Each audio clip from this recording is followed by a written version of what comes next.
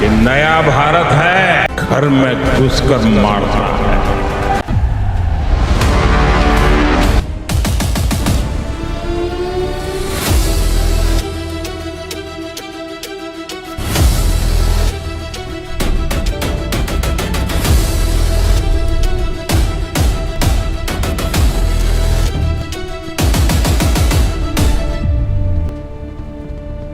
ये एक ऐसे इंसान की गाथा है जिसने अपनी पहचान मिटाकर देश की पहचान को मजबूत किया। उत्तराखंड की पहाड़ियों से लेकर पाकिस्तान की गलियों तक ये कहानी है इंडिया के उस मास्टरमाइंड की जिसने भारत की नीति बदल दी। तुम हमें मारोगे तो हम घर में घुसकर मारेंगे। दुनिया के लिए स्पाई मास्टर, पाकिस्तान के लिए खौफ और भारत का आधुनिक चाणक्य। ये कहानी है अजीत डोभाल की। अजीत कुमार डोभाल का जन्म 20 जनवरी 1945 को उत्तराखंड के पौड़ी गढ़वाल के एक सैनिक परिवार में हुआ। उनके पिता मेजर GN डोभाल भारतीय सेना के बंगाल सेपर्स में थे, इसलिए अनुशासन और देशभक्ति उनके जीवन का हिस्सा शुरू से ही बन गए थे। अजमेर मिलिट्री स्कूल की सख्त ट्रेनिंग ने उनके भीतर नेतृत्व और साहस को निखारा, जबकि आगरा विश्वविद्यालय से अर्थशास्त्र में मास्टर्स ने उनकी सोच को गहराई दी। 1968 में मात्र 22 वर्ष की आयु में उन्होंने पहले ही प्रयास में UPSC पास किया और केरल कैडर के IPS अधिकारी बने। उनकी पहली पोस्टिंग केरल के कोट्टायम जिले में असिस्टेंट सुपरिटेंडेंट ऑफ पुलिस के तौर पर हुई। इसी समय 28 दिसंबर 1971 को कन्नूर जिले के थलासेरी कस्बे में एक धार्मिक जुलूस के दौरान अचानक हिंसा भड़क उठी। कहा जाता है कि होटल नूरजहां के पास किसी ने जुलूस पर जूता फेंक दिया और देखते ही देखते पूरा शहर सांप्रदायिक आग की चपेट में आ गया। ये केरल के सबसे गंभीर सांप्रदायिक दंगों में से एक था और हालात इतने बेकाबू हो गए कि पूरे राज्य की पुलिस मानो हार मान चुकी थी। तत्कालीन केरल गृह मंत्री के करुणाकरण एक ऐसे अधिकारी की तलाश में थे जो आग में घी न डाले बल्कि आग पर काबू पाए। वरिष्ठ अधिकारियों ने एक ही नाम सुझाया, अजीत डोभाल। 2 जनवरी 1972 को जब वे थलासेरी पहुंचे तो बड़े बड़े अधिकारी भी उन इलाकों में जाने से कतरा रहे थे जहां हिंसा चरम पर थी। लेकिन डोभाल बिना किसी भारी सुरक्षा बल के सीधे दोनों पक्षों के बीच जा पहुंचे। उन्होंने गोली चलाने के बजाय दिमाग से काम लिया। दोनों समुदायों के नेताओं से अलग अलग मुलाकात की, उनके डर और गुस्से को समझा और उन्हें बातचीत की मेज पर लाया। उनकी रणनीति का नतीजा ये हुआ कि महज एक हफ्ते में न केवल दंगे पूरी तरह थम गए बल्कि दंगों के दौरान लूटा गया सामान भी दोनों पक्षों ने स्वेच्छा से एक दूसरे को वापस कर दिया। यही वो क्षण था जिसने इंटेलिजेंस ब्यूरो IB का ध्यान उनकी ओर खींचा और उन्हें दिल्ली बुला लिया गया। उनकी नेगोशिएशन और लीडरशिप एबिलिटी ने इतना प्रभाव डाला कि IB ने उन्हें अपने ऑपरेशंस यूनिट में शामिल किया। यहीं से उनका स्पाई मास्टर बनने का सफर शुरू हुआ। इसी उपलब्धि के बाद 1974 में मात्र 6 वर्ष की सेवा में उन्हें police medal for meritorious service से सम्मानित किया गया, जो कम सेवा अवधि में मिलने वाला एक दुर्लभ सम्मान था। ये पदक उन्हें प्रधानमंत्री इंदिरा गांधी द्वारा प्रदान किया गया। अब आता है मिजोरम का वो अध्याय जहां डोभाल ने अपनी पहचान पूरी तरह मिटा दी। दरअसल 1960 के दशक में मिजोरम में बांस के फूलने के बाद चूहों की संख्या अचानक बहुत बढ़ गई और उन्होंने खेतों की फसलें बर्बाद कर दी, जिससे पूरे इलाके में अकाल पड़ गया। असम सरकार और केंद्र से मदद न मिलने पर लोग भड़क गए। एक पूर्व सैनिक लाल डेंगा ने मिजो नेशनल फ्रंट MNF बनाया। फिर असम सरकार ने असमिया भाषा को अनिवार्य कर दिया और असम राइफल्स की उस बटालियन को बर्खास्त कर दिया जिसमें ज्यादातर मिजो सैनिक थे। नतीजा, MNF ने भारत से अलग नया देश घोषित कर दिया और जगह जगह अपना झंडा लहरा दिया। केंद्र सरकार सेना नहीं भेजना चाहती थी क्योंकि जनता भी विद्रोहियों के साथ थी। तब ये जिम्मा अजीत डोभाल को दिया गया।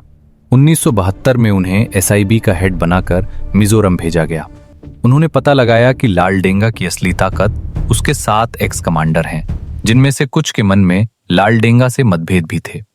डोभाल ने आंतरिक कटाव की रणनीति अपनाई।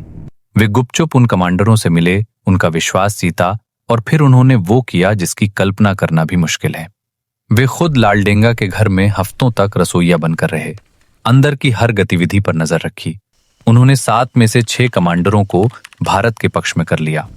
विद्रोह की रीढ़ टूट गई और 30 जून 1986 को मिजोरम शांति समझौता हुआ।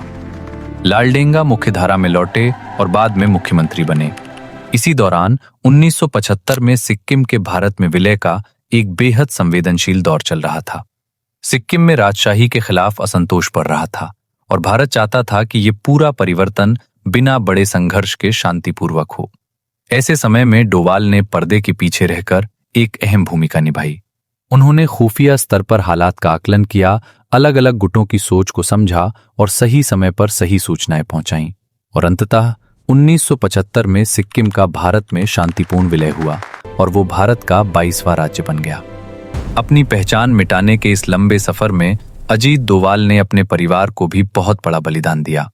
1972 में उन्होंने अरुणी डोवाल से विवाह किया। उनके 2 पुत्र हैं, शौर्य डोवाल भाजपा नेता और विवेक डोवाल चार्टर्ड फाइनेंशियल एनालिस्ट, जो आज देश की सेवा के विभिन्न क्षेत्रों में सक्रिय भूमिका निभा रहे हैं। उनके करियर का एक और रहस्यमय अध्याय पाकिस्तान में बिताए गए 7 वर्षों का है। इस्लामाबाद में वाणिज्यिक अधिकारी के कवर के तहत वे गहरे अंडरकवर मिशन पर थे। उन्होंने स्थानीय जीवन शैली को पूरी तरह अपनाया। कहा जाता है कि एक बार किसी पाकिस्तानी ने उन्हें हिंदू के रूप में पहचान लिया तो डोवाल ने चतुराई से जवाब दिया कि वे इस्लाम कबूल कर चुके हैं और अब पक्के मुसलमान हैं। यहां तक कि अपने कान में छेद को छिपाने के लिए प्लास्टिक सर्जरी तक करवाई। इसी दौरान उन्होंने कहूटा परमाणु संयंत्र के पास एक नाई की दुकान से वैज्ञानिकों के बालों के नमूने हासिल किए, जिससे पाकिस्तान के यूरेनियम संवर्धन कार्यक्रम के गुप्त संकेत मिले। 1984 में ऑपरेशन ब्लू स्टार पंजाब में अलग खालिस्तान की मांग को लेकर चरमपंथ बढ़ने लगा था। इसका नेतृत्व जरनैल सिंह भिंडरावाले कर रहे थे। वक्त के साथ भिंडरावाले और उनके सशस्त्र समर्थकों ने अमृतसर के स्वर्ण मंदिर गोल्डन टेम्पल परिसर के अंदर शरण ले ली और उसे एक किले में तब्दील कर दिया। मंदिर के अंदर भारी मात्रा में आधुनिक हथियार जमा कर लिए गए थे। इस ऑपरेशन के दौरान भी अजीत डोवाल ने खुफिया जानकारी जुटाई थी। लेकिन 1988 में जब अमृतसर के स्वर्ण मंदिर में आतंकियों ने दोबारा कब्जा किया, तब डोवाल ने एक रिक्शा चालक का भेष धरा और खुद को पाकिस्तानी ISI एजेंट बताकर मंदिर के भीतर प्रवेश किया। उन्होंने अंदर रहकर आतंकियों के ठिकानों और हथियारों की सटीक जानकारी जुटाई। इसी खुफिया जानकारी के आधार पर सुरक्षा बलों ने ऑपरेशन ब्लैक थंडर को इतनी सटीकता से अंजाम दिया कि आतंकियों को आत्मसमर्पण करना पड़ा और मंदिर को लगभग बिना नुकसान के सुरक्षित रखा गया। उन्हें 1989 में कीर्ति चक्र से सम्मानित किया गया, जो किसी पुलिस अधिकारी को मिलने वाला दुर्लभ सम्मान था। 1990 के दशक में जब कश्मीर में आतंकवाद चरम पर था, तब अजीत डोवाल ने एक बार फिर अपनी आंतरिक कटाव रणनीति का कमाल दिखाया। उन्होंने कई आतंकवादी कमांडरों को भारत के पक्ष में मोड़ दिया। सबसे चर्चित उदाहरण था कूका परे, जिन्हें उन्होंने काउंटर इंसर्जेंट बनाया। हथियारबंद विद्रोहियों को इख्वान बनाकर उन्होंने घाटी में आतंक के खिलाफ नया मोर्चा खोला। इख्वान यानी स्थानीय नागरिकों को आतंकियों के खिलाफ खड़ा करना। 1999 में इंडियन एयरलाइंस की फ्लाइट IC 814 के अपहरण ने पूरे देश को हिला दिया। कंधार में तालिबान के साए में अजीत डोवाल मुख्य वार्ताकार टीम का हिस्सा थे और उन्होंने 110 घंटों तक अपहरणकर्ताओं से बातचीत की। यात्रियों को सुरक्षित वापस लाया गया, लेकिन मसूद अजहर जैसे आतंकियों को छोड़ना पड़ा। बाद में अजीत डोवाल ने इसे भारत की राजनयिक विफलता और ब्लडी डिस्ग्रेस बताया, क्योंकि भारत अंतर्राष्ट्रीय दबाव बनाने में असफल रहा था। IB में अपनी सेवाओं के दौरान 2004 से 5 में उन्होंने इंटेलिजेंस ब्यूरो के डायरेक्टर का पद संभाला, जहां उन्होंने देश की आंतरिक खुफिया व्यवस्था को और मजबूत किया। 2005 में उनके रिटायरमेंट के समय एक गुप्त योजना की चर्चा सामने आई, जिसमें दुबई में दाऊद इब्राहिम को निशाना बनाने की बात कही गई। रिपोर्ट्स के अनुसार इस मिशन के लिए शूटर तैयार किए गए थे, लेकिन मुंबई पुलिस और दिल्ली पुलिस के बीच समन्वय की कमी के कारण ये ऑपरेशन शुरू होने से पहले ही चर्चाओं में आ गया और विफल हो गया। रिटायरमेंट के बाद भी उन्होंने देश की सेवा नहीं छोड़ी। 2009 में उन्होंने विवेकानंद इंटरनेशनल फाउंडेशन VIF की स्थापना की और इसके डायरेक्टर बने। वहां से उन्होंने राष्ट्रीय सुरक्षा नीति पर गहन शोध और चिंतन किया, जो बाद में डिफेंसिव ऑफेंस रणनीति की मजबूत नींव बना। 2014 में अजीत डोवाल को भारत का राष्ट्रीय सुरक्षा सलाहकार NSA नियुक्त किया गया। वे भारत के पहले IPS अधिकारी थे जिन्हें ये पद सौंपा गया और यहीं से देश की सुरक्षा नीति में एक बड़ा बदलाव देखने को मिला। अब भारत की रणनीति सिर्फ रक्षात्मक नहीं रही, बल्कि एक नई सोच पर आधारित हो गई, डिफेंसिव ऑफेंस।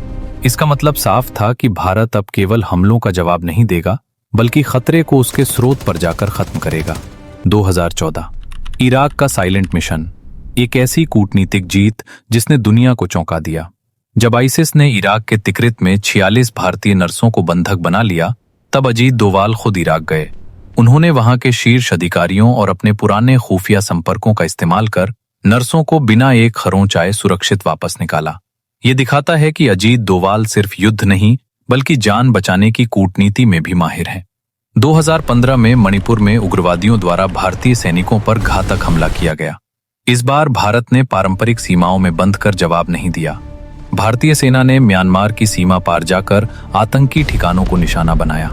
इस ऑपरेशन ने यह स्पष्ट कर दिया कि भारत अब अपनी सीमाओं तक सीमित नहीं रहेगा। 2016 में उरी में हुए आतंकी हमले के बाद भारत ने लाइन ऑफ कंट्रोल पार कर पाकिस्तान अधिकृत कश्मीर में सर्जिकल स्ट्राइक की। 2017 में डोकलाम संकट के दौरान अजीत डोवाल ने पर्दे के पीछे से चीन के साथ कूटनीतिक मोर्चा संभाला। 73 दिनों के गतिरोध में भारत ने बिना युद्ध के अपना स्टैंड मजबूती से बनाए रखा। 2019 में पुलवामा हमले के बाद जवाब और भी बड़ा था।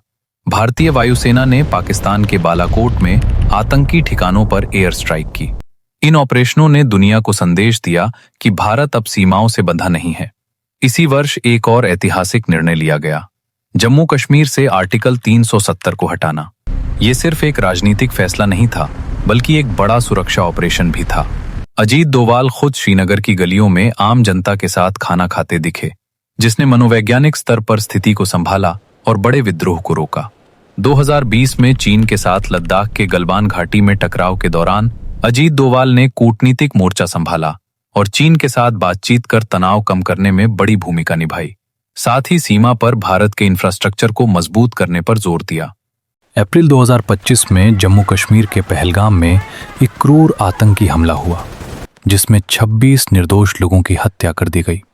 यह हमला भारत के लिए एक सीधा संदेश था, और इस बार जवाब पहले से ज्यादा तेज, सटीक और योजनाबद्ध था।